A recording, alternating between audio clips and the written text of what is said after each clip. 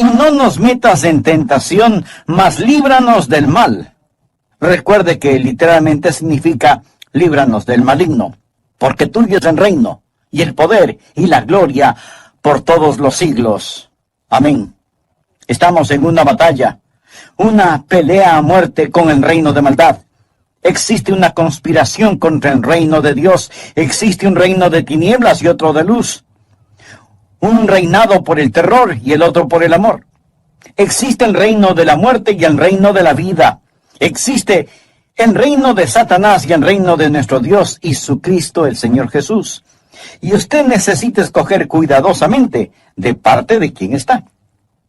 Por favor, busque en el Antiguo Testamento el libro de Ezequiel. Deseo que estudiemos uno de los pasajes más asombrosos de toda la Biblia. Ezequiel 28, versículos del 12 al 19. Hijo de hombre, levanta endecha sobre el rey de Tiro y dile, así ha dicho Jehová el Señor. Tú eras el sello de la perfección, lleno de sabiduría y acabado de hermosura. En Edén, en el huerto de Dios estuviste, de toda piedra preciosa era tu vestidura, de cornerina, topacio, jaspe, crisólito, berilo y ónice, de zafiro, carbunclo, esmeralda y oro. Los primores de tus tamborines y flautas estuvieron preparados para ti en el día de tu creación. Tú, querubín grande, protector, yo te puse en el santo monte de Dios, allí estuviste. En medio de las piedras de fuego te paseabas. Perfecto eras en todos tus caminos desde el día que fuiste creado hasta que se halló en ti maldad. A causa de la multitud de tus contrataciones fuiste lleno de iniquidad y pecaste, por lo que yo te eché del monte de Dios y te arrojé de entre las piedras del fuego, oh querubín protector. Se enalteció tu corazón a causa de tu hermosura, corrompiste tu sabiduría a causa de tu esplendor. Yo te arrojaré por tierra, delante de los reyes te pondré para que miren en ti. Con la multitud de tus maldades y con la iniquidad de tus contrataciones, profanaste tu santuario. Yo pues saqué fuego de en medio de ti, el cual te consumió, y te puse en ceniza sobre la tierra a los ojos de todos los que te miran. Todos los que te conocieron de entre los pueblos se maravillarán sobre ti. Espanto serás, y para siempre dejarás de ser. En una guerra es absolutamente necesario no subestimar al enemigo. Debemos conocer a nuestro enemigo. Por ello, este pasaje de Ezequiel es uno de los más importantes en toda la Biblia, para desenmascarar al diablo y verlo tal y como es, y cómo llegará a ser un día. No podemos ignorar que existen dos reinos. El diablo es el príncipe de este mundo, pero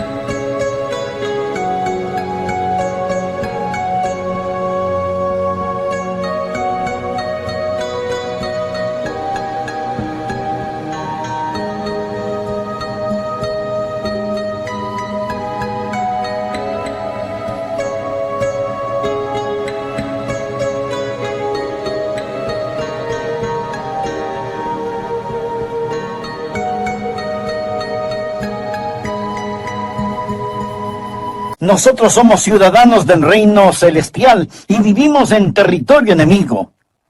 Jesús dijo en Apocalipsis a la iglesia de Pérgamo, yo conozco tus obras y dónde moras, donde está el trono de Satanás. Es decir, ustedes están viviendo en la sede del infierno. Vivimos en territorio enemigo.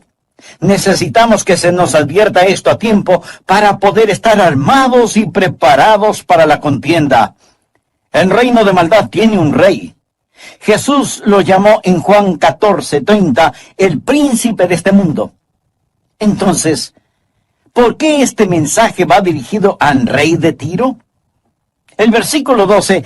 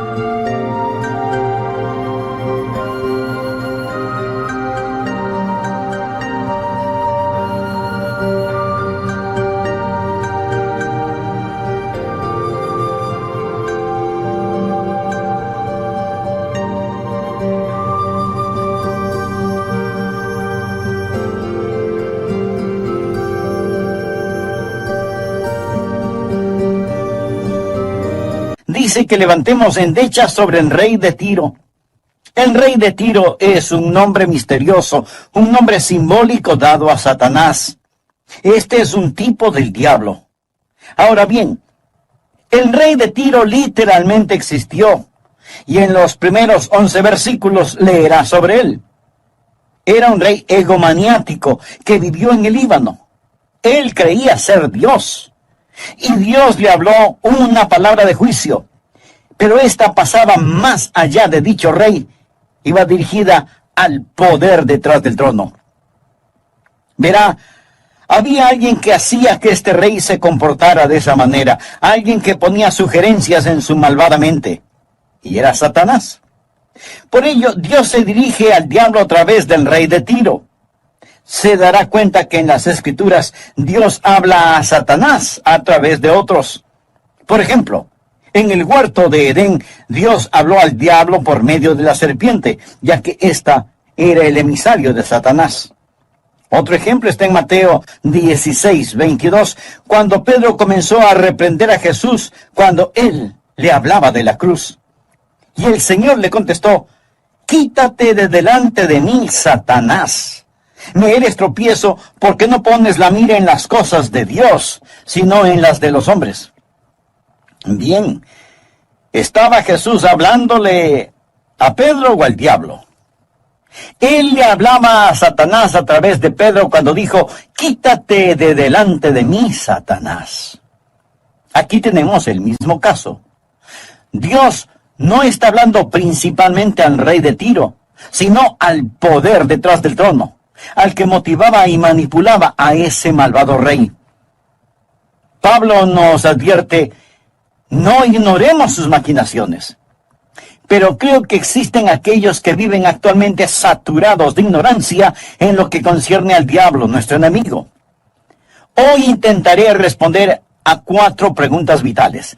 La primera pregunta trata con la creación del diablo. ¿Creó Dios un diablo? Y si Dios no lo creó, ¿de dónde salió? Porque antes que Dios no existe nada. La segunda pregunta trata con su corrupción. ¿Qué corrompió al diablo? ¿Cómo llegó Satanás a ser el diablo? La tercera pregunta trata con su continuación. ¿Por qué Dios no hace algo al respecto? ¿Por qué Dios no lo acaba, no lo erradica? ¿Por qué permite que continúe haciendo de las suyas? La cuarta pregunta trata con su condenación. ¿Qué le va a suceder al diablo? ¿Cuál es su destino? ¿Cómo y dónde acabará su carrera? Es necesario que comprenda todo esto a fin de que pueda ver el cuadro completo. Dios, por medio del profeta Ezequiel, nos da un vislumbre del reino de las tinieblas. Y oro que Dios remueva el velo satánico de su mente y sus ojos, y que el Espíritu Santo le dé conocimiento espiritual sobre el reino del maligno, para que finalmente vea la victoria que tenemos en el Señor Jesucristo. La primera pregunta trata con la creación del diablo. ¿Creó Dios a un diablo? Bien, por favor, comencemos a leer nuevamente en el versículo 12. Hijo de hombre, levanta endecha sobre el rey de Tiro y dile: así ha dicho Jehová el Señor. Tú eras el sello de la perfección. Subraye las palabras de la perfección. Lleno de sabiduría y acabado de hermosura. En Edén, en el huerto de Dios estuviste. De toda piedra preciosa era tu vestidura. De cornerina, topacio, jaspe, crisólito, berilo y ónice, de zafiro, carbunclo, esmeralda y oro. Los primores de tus tamborines y flautas estuvieron preparados para ti en el día de tu creación. Subraye lo siguiente. En el día de tu creación. Tú, querubín grande, protector, yo te puse en el santo monte de Dios, allí estuviste. En medio de las piedras de fuego te paseabas. Perfecto eras en todos tus caminos desde el día que fuiste creado. Note otra vez, el día que fuiste creado, hasta que se halló en ti maldad. Dios creó a una criatura. Isaías nos cuenta que su nombre era Lucero, que significa hijo de la mañana. Esta criatura sobrepasaba en belleza y era superior en sabiduría. Dice, tú eras el sello de la perfección. De hecho, tenía cualidades musicales. Mire el versículo 13. Los primores de tus tamborines y flautas estuvieron preparados para ti en el día de tu creación. Él era como un gran órgano sinfónico. Él hablaba como un grandioso y glorioso instrumento musical. Dios está hablando de la calidad melodiosa de su naturaleza. La Biblia también habla de sus gemas preciosas, los rubíes, diamantes y esmeraldas. Él vivía en el reino de exquisita belleza mineral, muy parecido al reino en el cual vamos a vivir un día. Anticipamos con gozo ir a un lugar que tiene paredes de jaspe, puertas de perlas, calles de oro.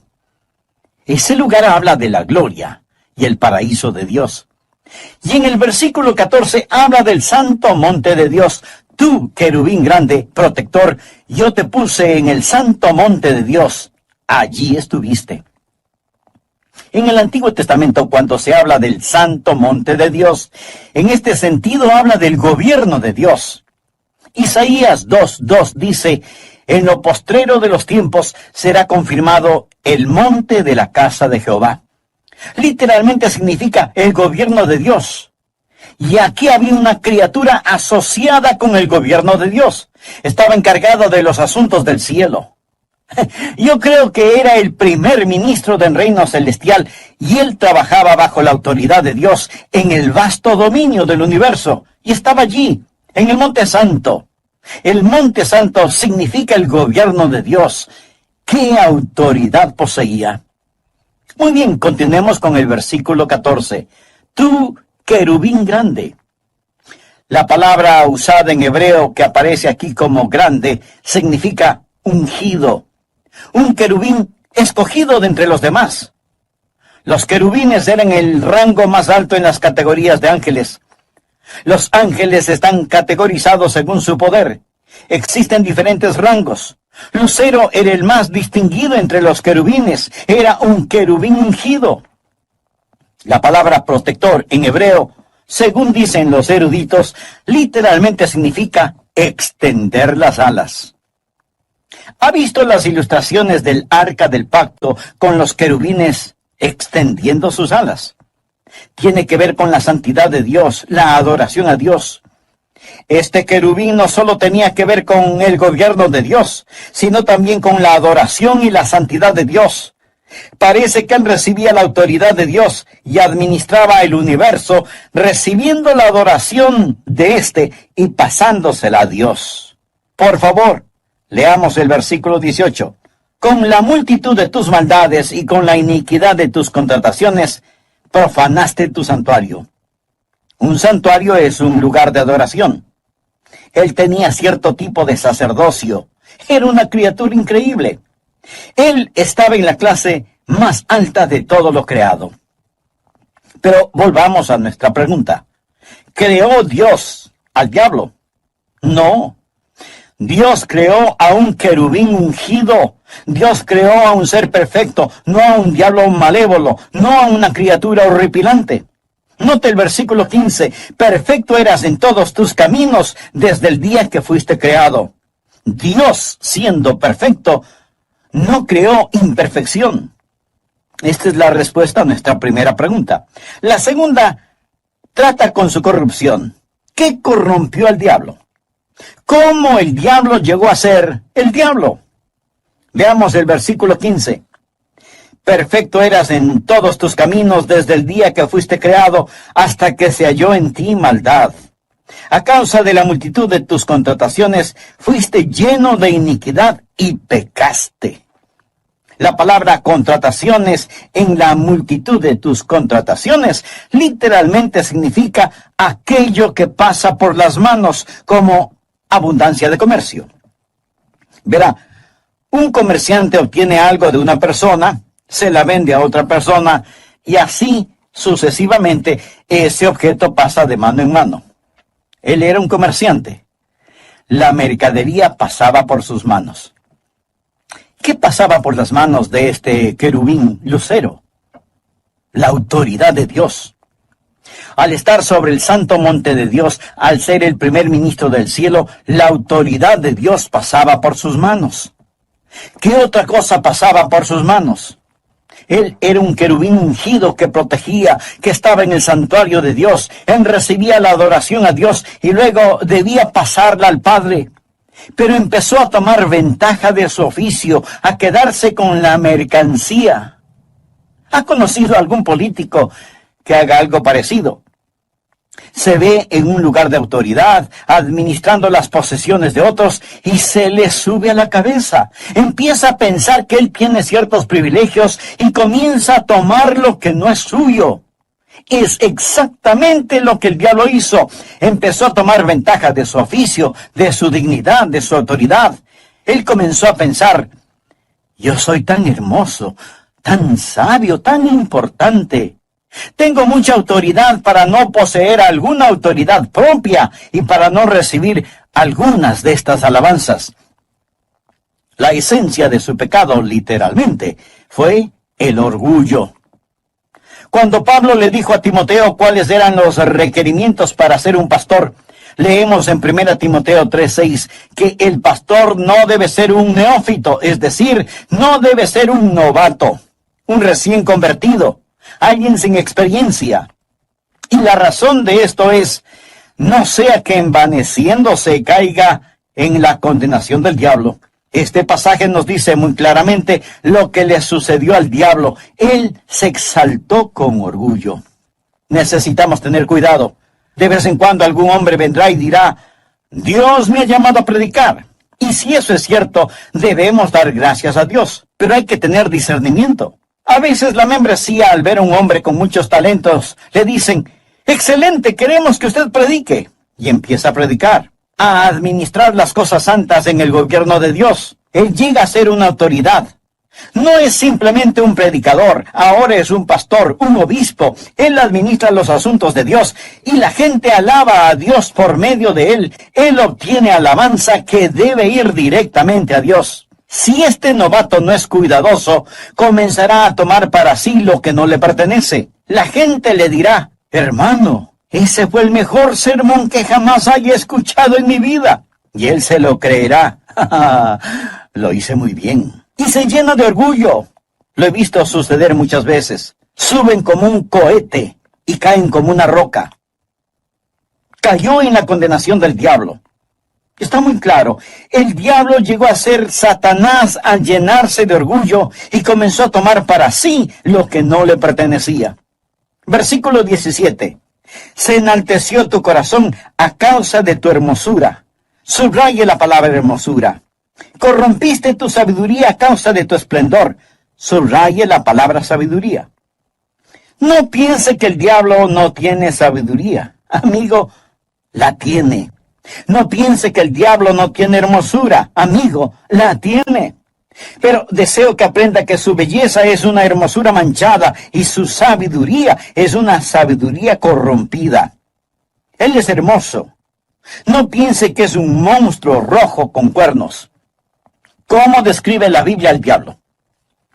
Escuche, como un ángel de luz. Su nombre es Lucero, portador de luz.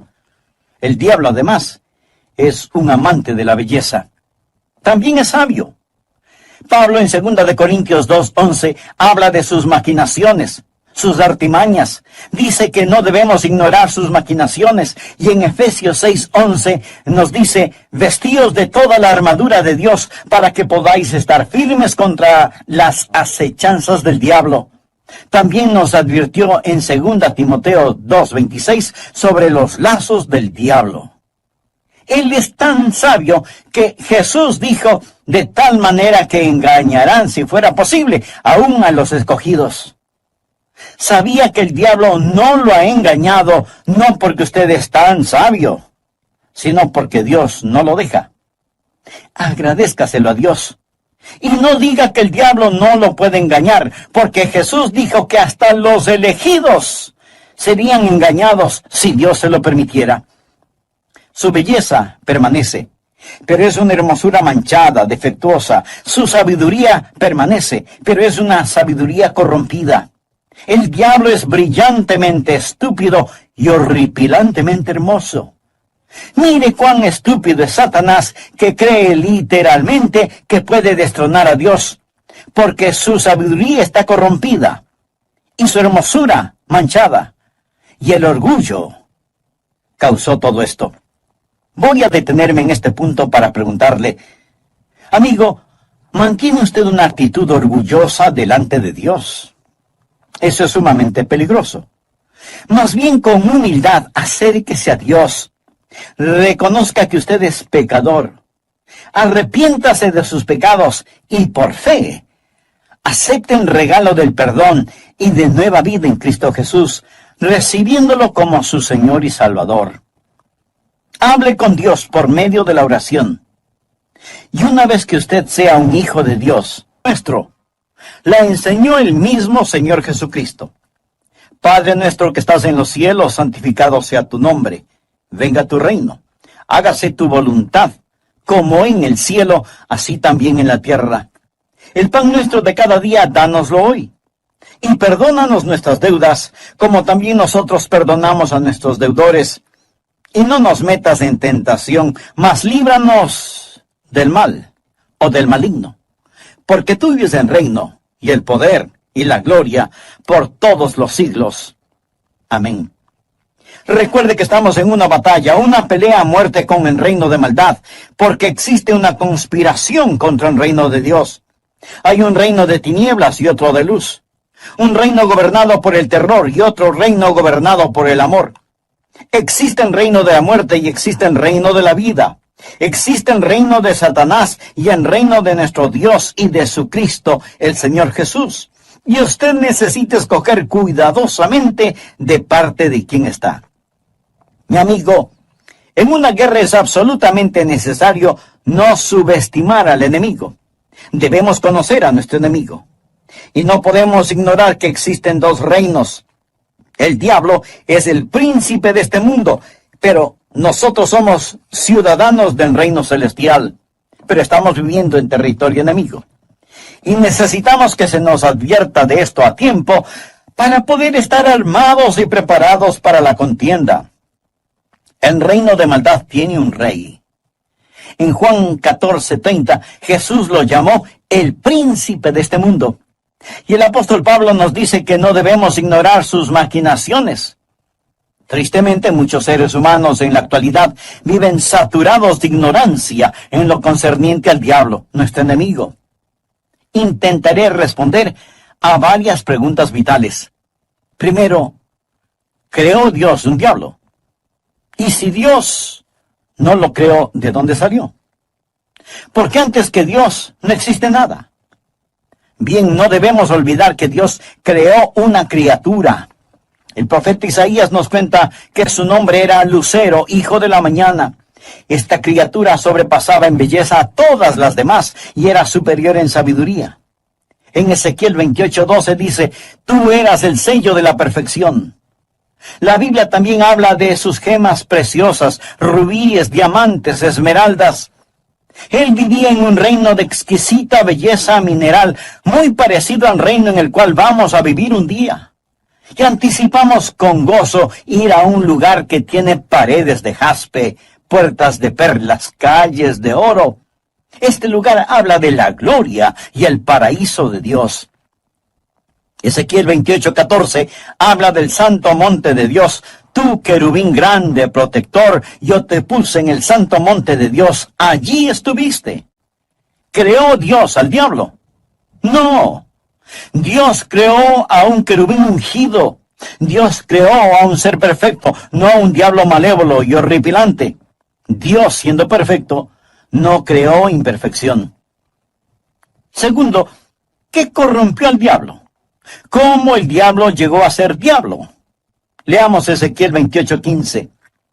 Perfecto eras en todos tus caminos desde el día que fuiste creado hasta que se halló en ti maldad. A causa de la multitud de tus contrataciones fuiste lleno de iniquidad y pecaste. La palabra contrataciones literalmente significa aquello que pasa por las manos. ¿Qué pasaba por las manos de este querubín, Lucero? La autoridad de Dios. Al estar sobre el santo monte de Dios, al ser el primer ministro del cielo, la autoridad de Dios pasaba por sus manos. Él era un querubín ungido que protegía, que estaba en el santuario de Dios. Él recibía la adoración a Dios y luego debía pasarla al Padre. Pero empezó a tomar ventaja de su oficio. Empezó a pensar que él debería tener ciertos privilegios y comenzó a tomar lo que no le pertenecía. Ha conocido a algunos políticos que hacen exactamente lo mismo. Llegan a puestos de poder y se creen tan importantes que esperan beneficiarse de todos los privilegios que puedan conseguir y recibir la pleitesía y la alabanza de todos. Su puesto de autoridad se le subió a la cabeza y empezó a pensar: yo soy tan hermoso, tan sabio, tan importante, tengo mucha autoridad para no poseer alguna autoridad propia y para no recibir algunas de estas alabanzas dirigidas a Dios. La esencia de su pecado literalmente fue su orgullo. Cuando Pablo le dijo a Timoteo cuáles eran los requisitos para ser un pastor, le dijo que no debe ser un neófito, es decir, no debe ser un novato, un recién convertido, alguien sin experiencia. La razón: no sea que envaneciéndose caiga en la condenación del diablo. ¿Cómo describe la Biblia al diablo? Lo describe como un ángel de luz. Su nombre mismo, Lucero, significa portador de luz. El diablo también es amante de la belleza y además es sabio.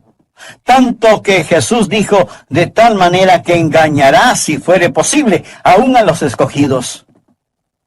¿Sabía que el diablo no lo ha engañado, no porque usted sea súper listo, sino porque Dios no le deja? Agradézcaselo a Dios. Y no diga que el diablo no le puede engañar, porque Jesús dijo que hasta a los elegidos engañaría si Dios se lo permitiera. En 2 Corintios 2:11 leemos: para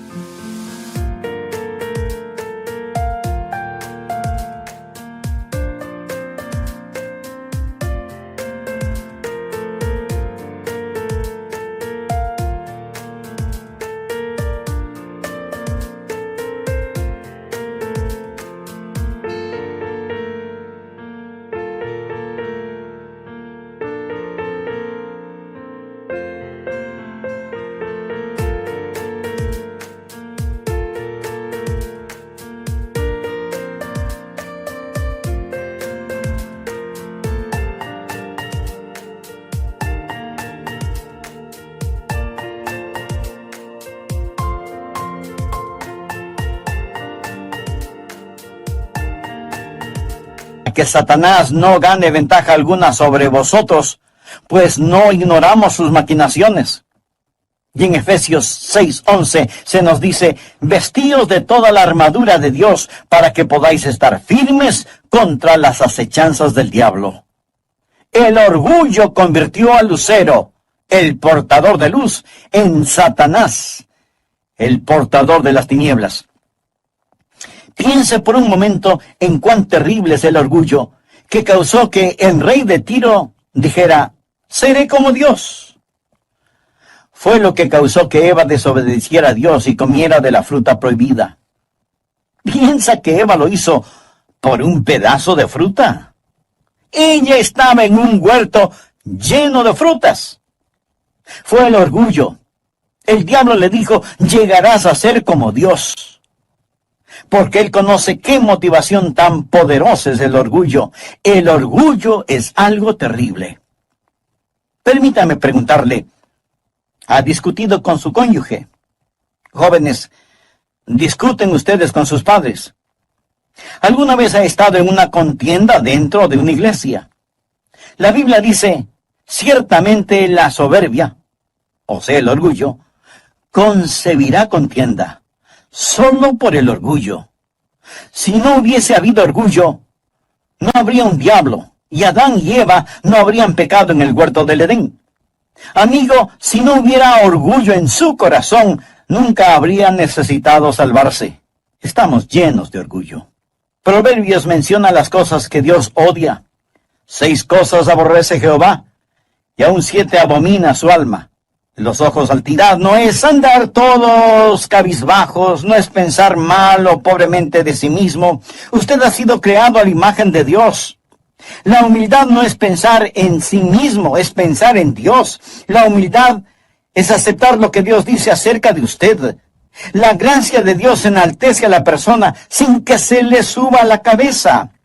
La gracia de Dios humilla al hombre sin degradarlo para que él pueda decir, yo soy lo que soy por la gracia de Dios. La humildad es creer lo que Dios dice acerca de usted y aceptarlo. Los antiguos predicadores solían decir, no hay nada que lo ponga más lejos del alcance de Satanás que la humildad genuina, y nada lo hará que se parezca más al diablo que el orgullo. La Biblia dice en Filipenses 2, versos del 5 al 8, haya pues en vosotros este sentir que hubo también en Cristo Jesús, el cual, siendo en forma de Dios, no estimó el ser igual a Dios como cosa que aferrarse, sino que se despojó a sí mismo, tomando forma de siervo, hecho semejante a los hombres, y estando en la condición de hombre, se humilló a sí mismo, haciéndose obediente hasta la muerte, y muerte de cruz. El diablo fue creado en perfección. El diablo se corrompió por el orgullo. Tercero, ¿por qué Dios permite que el diablo continúe haciendo de las suyas? ¿Por qué Dios no lo acaba, lo erradica, no termina con el diablo una vez por todas? ¿Por qué Dios no hace algo al respecto? Bueno, veamos, por favor, Ezequiel versículo 16. A causa de la multitud de tus contrataciones fuiste lleno de iniquidad y pecaste, por lo que yo te eché del monte de Dios. Lo primero que hace Dios con el diablo es echarlo de la posición de autoridad que tenía en el cielo. Pecaste, por lo que yo te eché del monte de Dios y te arrojé de entre las piedras del fuego, oh querubín protector. Las piedras del fuego aquí se refieren al área alrededor el trono de Dios. Se enalteció tu corazón a causa de tu hermosura, corrompiste tu sabiduría a causa de tu esplendor, yo te arrojaré por tierra. Dios echó a Satanás del cielo y ahora él es el príncipe de las potestades del aire, el Dios de este siglo. Pero ¿por qué Dios no lo acaba? Porque Dios tiene un plan mayor, uno mejor, y tiene que ver con nuestra redención y salvación. Dios no va a destruir al diablo con el poder inherentemente suyo. Dios lo va a destruir por medio del poder que Él pone en usted y en mí. Verá, el diablo nos odia. El diablo nos ve como usurpadores. Nos ve como en reino de sacerdotes de Dios, adorándole y glorificándole. Dios en su infinita sabiduría da a sus hijos el poder para vencer al diablo por medio de la muerte de Jesucristo sobre la cruz. Dios no destruye a Satanás, sino todo lo contrario, pone a su propio Hijo en la cruz. El pasaje clave es Hebreos 2, versículo 14. Por cuanto los hijos participaron de carne y sangre, habla de los seres humanos, somos de carne y sangre. Él también participó de lo mismo, es decir, que porque somos de carne y sangre, Jesús se hizo hombre, para destruir por medio de la muerte al que tenía el imperio de la muerte, esto es, al diablo. Cuando Jesús iba a la cruz dijo, ahora el príncipe de este mundo será echado fuera. El diablo fue derrotado con la muerte de Jesucristo. Pero la palabra destruir en el idioma griego no significa exterminar, sino que significa literalmente quedar inutilizado. Y por medio de la muerte de Cristo, el diablo ha quedado inutilizado. Y Él no quiere que usted lo sepa. Ha sido despojado de su autoridad y echado del cielo. Y la única forma por medio de la cual puede trabajar es por medio de la decepción, el engaño, la mentira, porque no tiene más autoridad. Por medio del engaño oprime a la gente, Él ciega a la gente, Él abofetea a la gente, Él continúa su reinado de terror, subversión, perversión y desviación. Él quiere dividir, deprimir, destruir, oprimir y poseer. El pecado y sufrimiento de Satanás son una trinidad inseparable de terror. Él escoge a los que no saben la verdad o la rehúsan para que lleven a cabo su sucio trabajo. Y Dios permite que continúe para...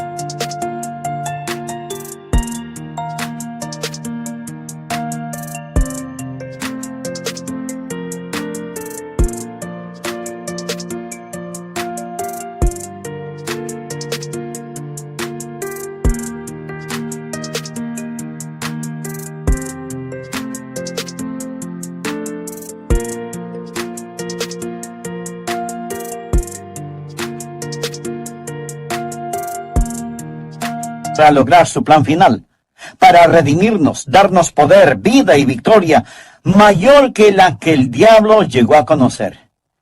¿Escuchó que dije mayor? Vamos a ser herederos de Dios y coherederos con Jesucristo, es decir, compartir por igual.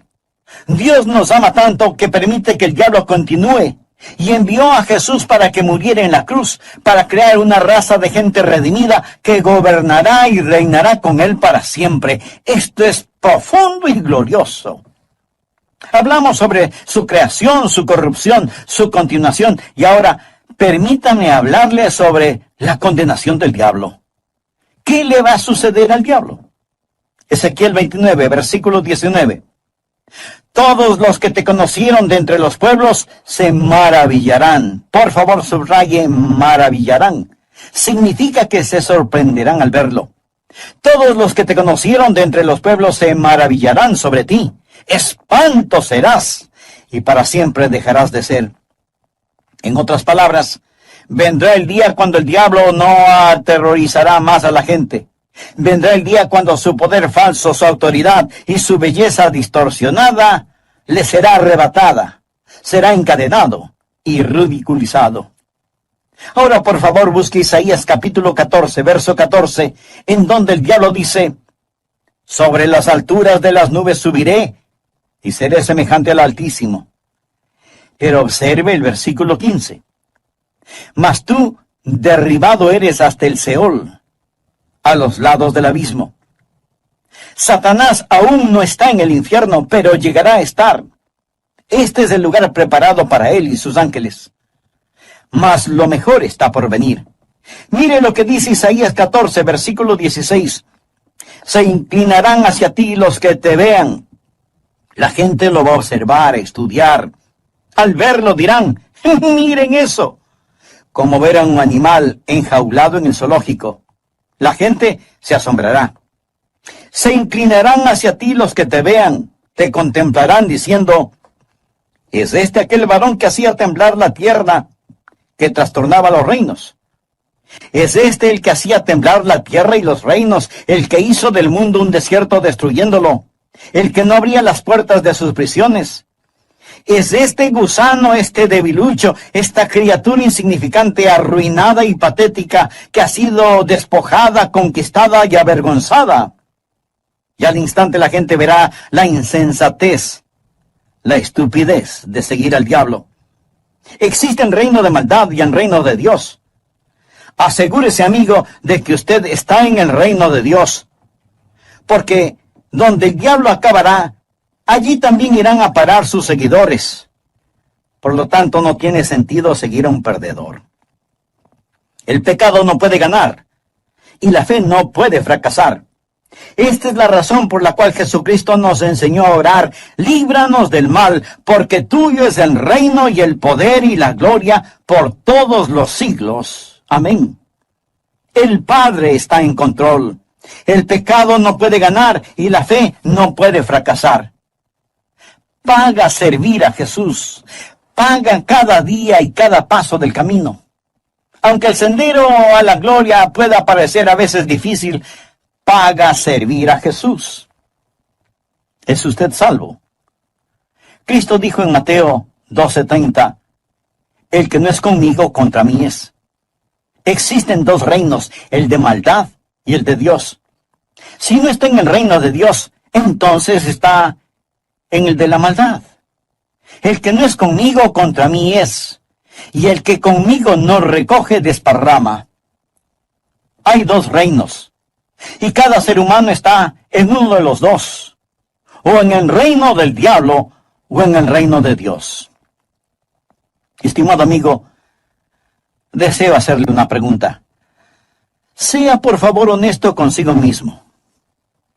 ¿Es usted salvo? Yo no le pregunté si es usted católico, bautista, metodista o de alguna otra denominación.